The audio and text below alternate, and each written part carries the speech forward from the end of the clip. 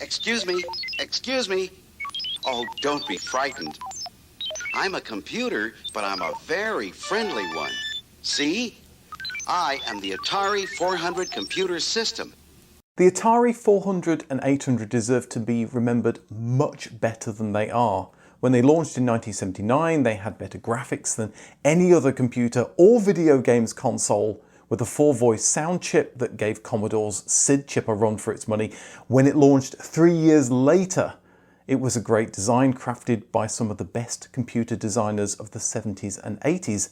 Many of them had just built the Atari VCS, also known as the 2600, and they go on to build the Amiga. Yet when it launched, it managed to land without much interest and failed to get traction, especially in its native US market.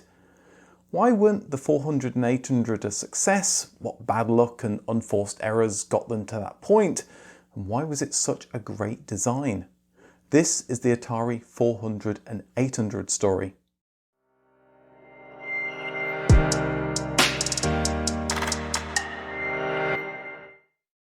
Before we get started, here's a fun little story I found from Al Alcorn, Atari employee number 3, and I couldn't find a good place to put it in the rest of this video.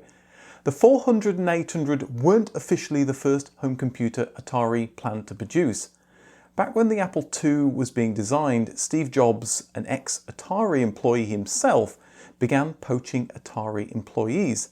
Atari, in no uncertain terms, told him to stop, but he wouldn't listen. So Atari told its staff it was working on an Apple II clone. They had no intention of making an Apple II clone, but they knew word would eventually get back to Steve Jobs. Steve, of course, found out and told Atari he'd stop poaching their staff if they agreed not to make an Apple II clone. Atari reluctantly agreed. The word Atari in Japanese means to hit the target, and they certainly did that in the 1970s, producing the early arcade hit Pong. Developing an arcade game involved making custom hardware, which was expensive. The arcade game might not be a hit, or it might quickly be superseded by a better game. The idea of making hardware that could run multiple games led to the development of the Atari Video Computer System, or VCS, the machine that would also be known as the 2600. To fund its development, Atari needed more financing. The founders sold to Warner Communications, a film and TV company looking to branch out into the emerging video games market. As soon as the VCS launched, Atari knew they'd need to start developing a replacement. The pace of chip development was just too rapid. Most of the same team that worked on the VCS began work on producing a new system with a slated 1979 release date. It had to be able to play versions of the latest arcade games, hit a $180 price point, and still play VCS games, although this requirement was quickly dropped. In 1977, the latest arcade games meant shooters like Gunfight and Atari's own Sprint 2. This was before Space Invaders. Atari also had their eye on those personal computers that launched in 1977, so any new video game system needed to support character and bitmap graphics. The VCS used a version of the 6502, but Atari evaluated other CPUs. Texas Instruments pitched the TMS 9900, a 16-bit mini-computer chip that would be used in the TI-99-4 computer, but they thankfully passed it over, one of the team tellingly wrote, "poor memory expansion." They evaluated the 6809 CPU and 6847 video chips that Motorola were pushing as their microcomputer offerings, but as far as Atari was concerned, the 6502 continued to offer the best power, flexibility and price. Atari's new machine would come with 4 kilobytes of RAM, 6 to 8 kilobytes of ROM, the ability to load from tape, an RS-232 serial interface, 1 or 2 cartridge slots, 4 game controller ports, and maybe even the option to use a light pen. It wouldn't just be a games machine though, it would also offer educational content. With specs like these, it could also allow users to program in BASIC, so it would need a keyboard. The team planned an expansion module to connect up to 2 floppy disk drives, a printer, a modem, and additional RAM and ROM. This games console was turning into a full-blown personal computer. The target market was expanded beyond games players. The hope was to sell it to small businesses and hobbyists. It could be used for bulletin boards, home control, music, simple programming, and as a smart terminal. Given all of this, maybe two machines made more sense. One, a games console codenamed Candy, and the second, a professional machine codenamed Colleen that could do more serious programming, word processing, scientific number crunching, maybe using those dual disk drives. The same discussions were going on at Texas Instruments for their TI-99/4 computer, although that team started with two projects, a games console and a personal computer, and merged both into one product. To provide cutting-edge 1979 graphics and sound, the team needed new chips. Sound would be handled by the Pokey chip, not because it was the forerunner of Pikachu, but for the words potentiometer and keyboard. As well as sound, it handled timers, random number generation, maskable interrupts, and of course paddles and keyboard input. There would be 4 sound channels which could play music, but also the zaps and blasts found in modern arcade machines. Graphics would be the responsibility of the Antic chip. When Atari created the VCS, it had been designed to play 2 games, Tank and Pong. But they'd been surprised by how game developers had made it do much more than they'd ever envisaged. The lesson they learnt was to make the new graphics chip, and indeed the whole system, have as open an architecture as possible to let game developers let their creativity run wild. The Antic chip needed to display upper and lowercase letters plus graphic symbols like the Commodore PET to allow for simple blocky graphics that could be displayed in a myriad of colours without needing too much video memory. Colour monitors at this time were very, very expensive, so computers used a black and white monitor or a TV. The Atari machines would have colour, so it made perfect sense to connect it to a TV. That made it hard to see 80 columns of text, so the team decided on a 40-column display. But unlike other systems, they would get up to 4 colours per character square. There would be bitmap graphics as well. This was a games machine from a games company. It would have a 320 by 192 resolution with support for up to 8 sprites. Careful attention was paid to allow vertical and horizontal scrolling to offer exciting video games. A quick tallying of parts at the end of 1977 showed the proposed machine would cost $300 at retail, far too much for a simple game system. The team felt that they could cut down the lower-end games console system, codenamed Candy, to something approaching the original idea of a VCS replacement games console. The keyboard, expansion capabilities and second cartridge slot were jettisoned. There wouldn't be a cassette port, only cartridge games would be allowed. Optional keyboard and cassette adapters could be sold to be connected through the 4 controller ports. As well as the Candy Games console and Colleen computer, there was also talk of a deluxe computer codenamed Elizabeth, with a built-in colour monitor, well really a colour TV, and retailing for maybe $500. Or maybe they'd just release Candy and Elizabeth and delete Colleen. Things were still very fluid. There was even talk of using this architecture for a music synthesizer. No matter what they released, Atari had to address one thorny issue: RF interference. The FCC, the Federal Communications Commission, were insisting on extensive shielding to prevent computers interfering with other devices like TVs in the home. It was a problem the Atari VCS had avoided with clever hardware design, but general-purpose computers with expansion slots made this a serious challenge to overcome for a reasonable cost. The TRS-80, Apple II and Commodore PET had skirted these rules because they didn't connect to a TV, they connected to a monitor, even though the TRS-80's monitor was basically a converted TV.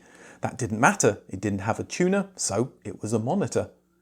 Atari's machines would connect to a TV, but they felt that their experience with RF interference was a critical advantage that would allow them to produce an affordable, compliant games console and computer.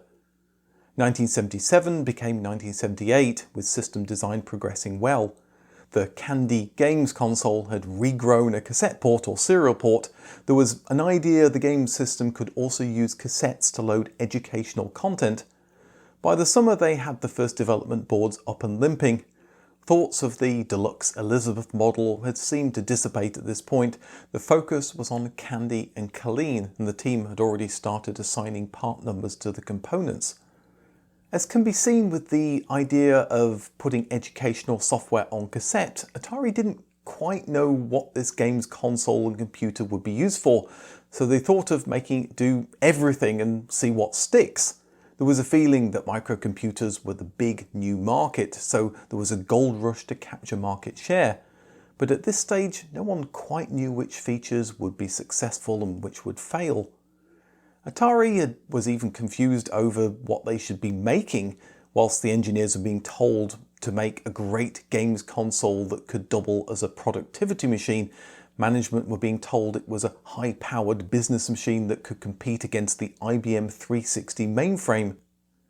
VCS sales were doing fairly well. Atari had sold 250,000 in 1977 and 550,000 in 1978, although they'd expected 800,000 to be sold, so they had spare inventory. But the feeling from parent Warner Communications was the VCS could be in the market for a lot longer. They didn't need to replace it in 1979. Given all of that, what to do with the Candy games console they were developing? By now, work on the Pokey was almost complete and its engineer, Doug Neubauer, had time on his hands. He was a big Star Trek fan and created a game for the new system using Pokey photon torpedo sounds. It was an addictive game that would be developed into what was arguably the best game for Atari's 8-bit range of computers, Star Raiders. But to play it, you needed both a joystick and a keyboard. At the same time, Atari's management felt the educational angle would be a good way to pitch both machines, so made the decision to include a keyboard in the Candy games console and pitch it as a computer for kids. And being for kids, it would be resistant to liquid spills. This would allow it to compete with the Magnavox Odyssey 2 console that had just launched, sold in Europe under the Philips brand. Both machines would still use cartridges. Atari saw them as an easy way to distribute and install software after its experience with the VCS. They'd include a basic cartridge to allow kids to learn to code. Like many of their competitors, Atari licensed Microsoft Basic, expanding it to work with Atari's graphics, sound and controllers. This bloated the size to 11 kilobytes. The team got it down to 8 kilobytes, but they weren't happy with it. Without the staff to fix it, in October 1978, they decided to scrap it and start again using a version of BASIC created by SMI. They'd also write the file manager to manage the disk drives. But what if no cartridges were installed? The VCS didn't display anything, but Atari's new computers were meant to be more user-friendly. So when the computer was turned on, it would display a memo pad, really a simple full-screen editor that wasn't of much use in itself. But it was better than a blank screen and maybe the long-lost granddaddy of the Windows Notepad app. The FCC RF interference rules became more draconian. Atari looked for ways around the rules, including lobbying to get the FCC to change the rules, but to no avail. They were forced to put a 2mm thick metal case around the circuitry that was expensive to manufacture. It might cost a lot, but it was cheaper than a separate monitor, certainly a separate colour monitor. With consumers reusing their TV, Atari's machine was still cheaper. The cases on the new computers, now called the 400 and 800, were designed to give a warm, familiar and friendly look. The 400 was a small machine you could put on your lap. The 800 was designed to look like a futuristic typewriter, so something recognisable that wouldn't be off-putting. The Atari 400 and 800 were announced in November 1978. Atari led not with games, but with productivity apps like personal finance management titles to hopefully make this computer pay for itself. Educational titles were also pushed. There were a small selection of games on offer as well, such as basketball. The 400 and 800 came with 8 kilobytes of RAM. The 800 could be expanded to 48 kilobytes with modules that were installed into the expansion bay, and the ROM could be swapped or upgraded. Both computers used a serial I/O computer bus to daisy-chain multiple auto-configuring devices to the computer through a single shielded connector. Squint and it looked a lot like the modern USB standard, and it's no surprise that Joe DeCure had a hand in both of them. He called it the direct ancestor to USB. The serial I/O computer bus was clever, but it was also a compromised way of solving Atari's RF interference headaches. They'd have liked to go with a slot system like the Apple II, but it produced too much interference. Instead, this powered USB-like expansion system allowed a variety of peripherals to connect, including the program recorder, modem, printers, and disk drive. The TI-99, on the other hand, went for an expansion connector on the side that produced an ever-lengthening system that eventually outgrew the desk it was sitting on. The 800 obviously had the better keyboard. It also had composite video out to produce an excellent image on a black and white monitor. There was also luminance and chroma signals for the day when colour monitors came down in price. It came with 2 cartridge slots instead of 1. The original vision was for 1 cartridge to be for the parent and 1 for the child for educational purposes, or in case a program was so big it needed 2 cartridges to operate. To avoid confusion, one was marked left and the other right. Most programs came on 1 cartridge which had to go in the left slot.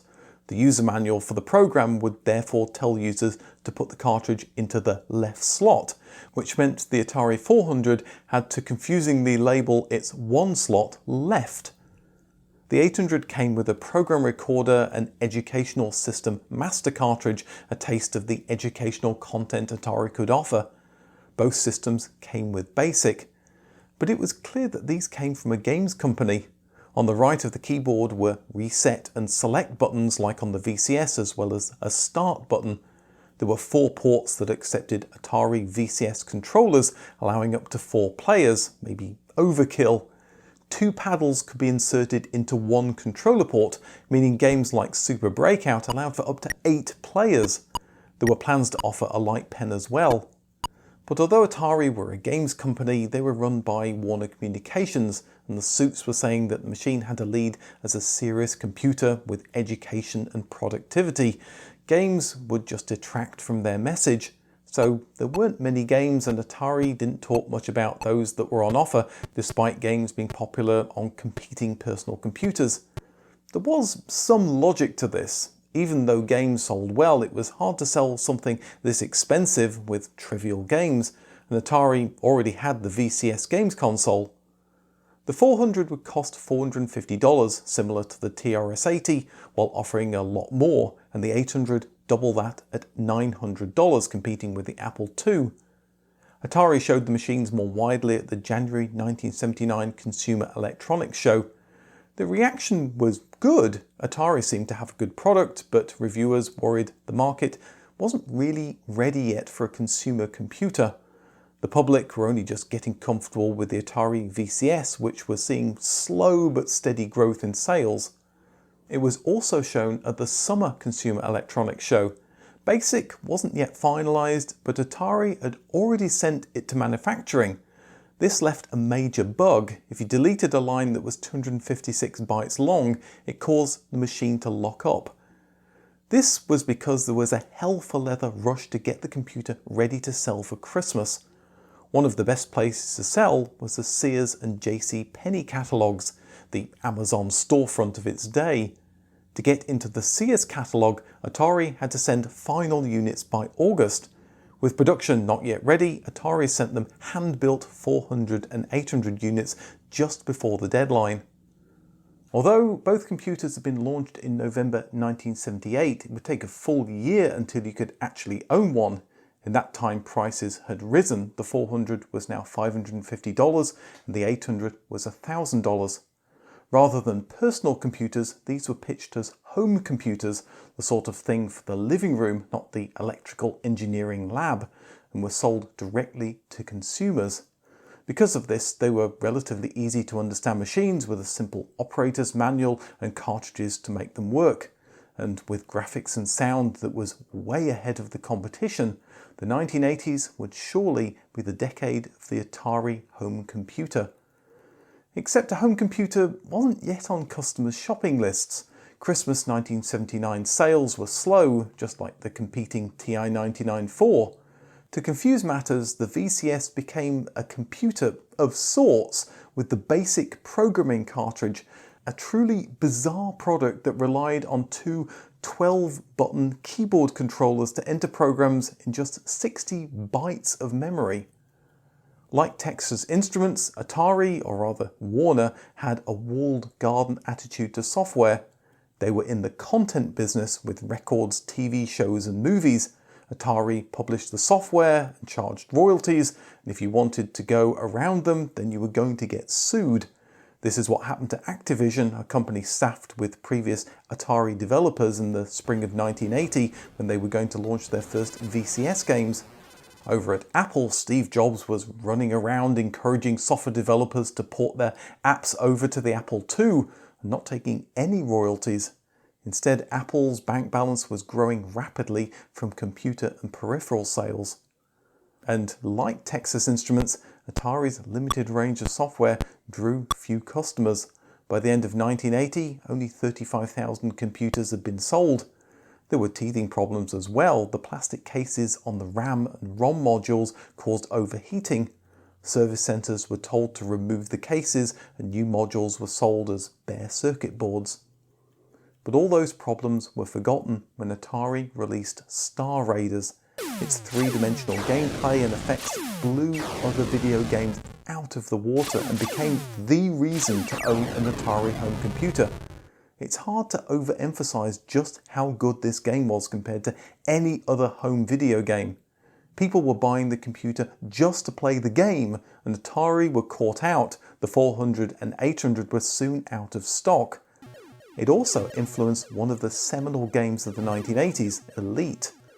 Atari management had been about to turn their back on 400 and 800 games completely and redouble their efforts around educational software. Star Raiders had changed the direction of the 400 during development by adding a keyboard. When it launched, it changed it again. Atari would continue to focus on games. 1981 saw the launch of Asteroids, Centipede and Missile Command. The following year there was Defender, Dig Dug, Galaxian and Pac-Man. But without third-party development, both computers were starved of good games. Some Atari insiders saw this move as boneheaded and started leaking details of how the 400 and 800 worked to computer magazines. This at least gave third-party developers a fighting chance to produce games for cassette or disc. Management finally got the message, and there was a complete about change with full support for third parties at the end of 1981. But by then, it was harder to get those developers to write for Atari. Commodore had launched the VIC-20 for $299 with a big media blitz. Atari countered, dropping the 400 to $399 and doubling its memory to 16 kilobytes. This gave 400 sales a boost, but the 400's keyboard was no easier to type on in 1981 than it had been in 1979. The VIC-20 had a full travel keyboard and it was cheaper. If a game came on cartridge, it didn't really matter how much RAM the computer had. The VIC-20 took off, and Atari had a hard time cost-reducing the 400 and the 800 with its thick metal RF shield. The 800 was still being pitched to the more serious user. Atari sold it as a word processor now that they'd launched a larger range of printers. And there was still an emphasis on education and productivity software. One application that was noticeably missing was the spreadsheet program VisiCalc that was becoming the reason to buy an Apple II for your business. It would eventually arrive, but spreadsheets really needed 80-column text, and Atari had baked in a maximum of 40 columns. It didn't help that the floppy disk drives were slow as well, and the VCS success probably worked against the company should you buy a serious business machine from a games company. It wasn't much better for amateur coders. Even though Atari used the same 6502 as the PET and the Apple II running at roughly twice the speed, BASIC was slow. In two widely used benchmarks of the era, it scored lower than the Sinclair ZX81, a machine not known for being sprightly. Maybe this is why Atari stopped including the BASIC cartridge for the 400 in 1981 and offered faster Microsoft BASIC for purchase. Just as the 400 and 800 had gone to manufacturing in 1979, the engineer behind the CTIA chip that, along with the Antic, handled graphics and video display, discovered that more colours could be displayed for no extra cost. It was too late to ship at launch, and in fact Atari had already produced 100,000 chips. It shows just how slow sales had been that it took 2 years until those chips had been used up and the new GTIA chip could be installed, giving an increased palette of 256 colours. The 400 and 800 hadn't sold as well as Atari had hoped. By the summer of 1981, losses of the computer division were reportedly $10 million, and they'd only sold 50,000 machines. They could try cost-cutting, like Commodore and Texas Instruments were about to do with their price war, but the design gave them few ways to make it cheaper without a bigger redesign, maybe a reason the 400 never got a better keyboard. This was in stark contrast to the VCS. When that had been produced, Atari was a lean, independently owned company that fought for every cent in manufacturing cost. By the time of the 400 and 800, Atari had been sold to Warner, and its former owner was focused on creating the Chuck E. Cheese franchise of all things. For those of you who don't know what Chuck E. Cheese is, it's a kids' pizza restaurant with video games and a budget Disney animatronic band. It had to be experienced to be believed. Warner didn't have the experience with low-cost consumer electronics, so the 400 and 800 had less potential to be cost-reduced. They paid maybe $20 for a keyboard, when Commodore had driven the cost to maybe around $6. The 800 had 2 cartridge ports, but the second one was hardly used, and every customer paid to have it included on their machine. Conversely, Commodore and Texas Instruments owned chip production, one of the largest costs, and they could squeeze prices down to a minimum. To make matters worse, those onerous RF shielding rules were relaxed. That helped the VIC-20 not only using less shielding, but have cheap edge connector expansion ports all over the machine. Atari's expansion was through one small serial plug. Each peripheral needed extra circuitry to handle the proprietary interface, adding to the cost. And then there was that thick cast metal Faraday cage to block RF. It was clear Atari needed to work on cost reducing the machines, and quickly. But while that work began, the VIC-20 and then the Commodore 64 started outselling and outperforming Atari's offerings. In the summer of 1981, the 800 got 16 kilobytes and dropped the program recorder. After all, most people who paid this much for a computer probably bought a disk drive. When the Commodore 64 appeared, it got more memory as standard. By the summer of 1982, it had a new lower $900 price, and the Atari 400 had dropped to $300. This did a lot to boost sales. It's estimated Atari sold 400,000 computers in 1982. A cost-reduced Atari 400 appeared in 1982, sort of. The Atari 5200 was a next-generation VCS, or 2600 to give it its new name. Underneath the hood, it was essentially an Atari 400. It sold for $300, the same as the 400, but without a keyboard. It came with a ready-made library of software, those Atari 400 and 800 games. Again, the standout game was Star Raiders, the game that had made the Candy prototype grow a keyboard to become the Atari 400. It now sold on a games console that didn't have a keyboard.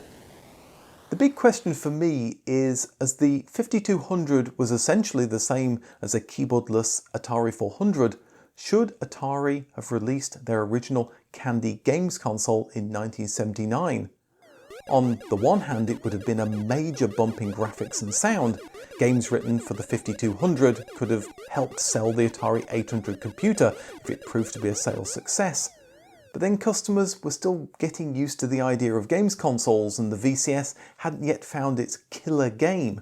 That came in 1980, after the Atari 400 and 800 launched with Space Invaders. It turbocharged VCS sales. Atari sold 1.25 million Space Invaders cartridges in 1980 alone. And it's not like there were a boatload of killer games when the 400 and 800 launched in 1978. There was Space Invaders and maybe Breakout. But this was before Galaxians, Asteroids, Pac-Man, Galaga, Defender and Donkey Kong. Really, any game that was popular. Would a 5200 in 1979 have been a success? Maybe. It only needed one killer game to make the VCS a wild hit. but the Candy console would have been more expensive.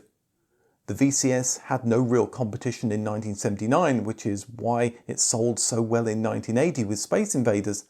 Atari were only competing with themselves, and two machines might have confused the market. Atari's owner Warner Communications didn't see the logic to replace the VCS. They saw it as a record player. Why make a better record player? Just make more records. Warner was baffled that Atari was spending so much on R&D, but so little on marketing. They might know electronics, but they didn't know how to sell their products. But when the 5200 launched 3 years later in 1982, it was competing with the Intellivision and ColecoVision, and the latter was more than a match for the 5200. Rather than outpacing its rivals, Atari found that their rivals had already caught up. Atari launched the 64KB 1200 XL to replace the 800, but at $900 the by now discounted 800 was a better deal, and the 1200 XL didn't find many takers, ending production after only 6 months. Ironically, the 1200 XL actually boosted 800 sales as people rushed to get the last few models. Atari had more luck with the 600 XL and the 800 XL that same year, the spiritual successors of the 400 and 800, and the remaining stock of both machines was sold off for low prices. But the story of the next generation of Atari computers is a story for a future video. The team who imagined the Atari 400 and 800 knew what they were doing. Many of them had created the VCS. One of them, Joe DeCure, pitched on his last day at Atari a high-powered infotainment computer powered by the upcoming Motorola 68000. 3 years later, him and many of the Atari 400 and 800 team started work on the Amiga, one of the most successful computers of the late 80s and early 90s. It also used custom chips to handle video and sound to produce a machine with a lot of performance, using lessons learned from their time making Atari's 8-bit line of computers. The 400 and 800 were not the big hit Atari hoped for. It's estimated just short of 1 million machines were sold. It gained more interest in Europe than North America, despite the relatively high price of the machine. Europeans generally had less disposable income than Americans.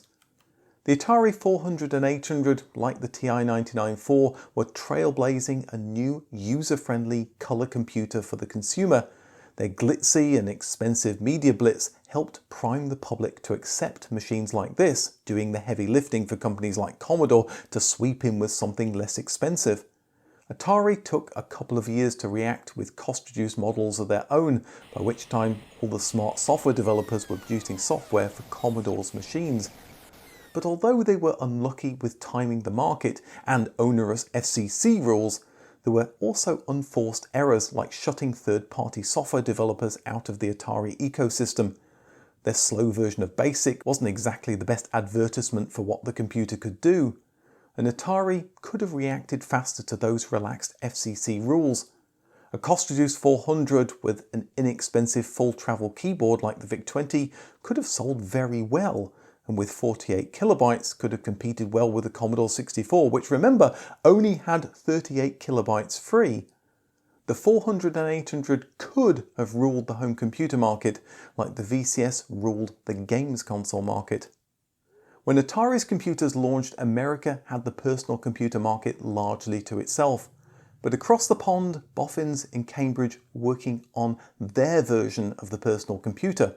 The first would launch in a brand new decade, the 1980s, as the Sinclair ZX80, and that's the subject of the next video. Oh, thank you for taking the time to find out about me. Bye now. The ZX80 video will be on the right when I've released it, or try the TI-99 video, Texas Instruments' even more chaotic attempt at winning the video games and home computer battle. Thanks for watching to the end, and I'll see you in the next video.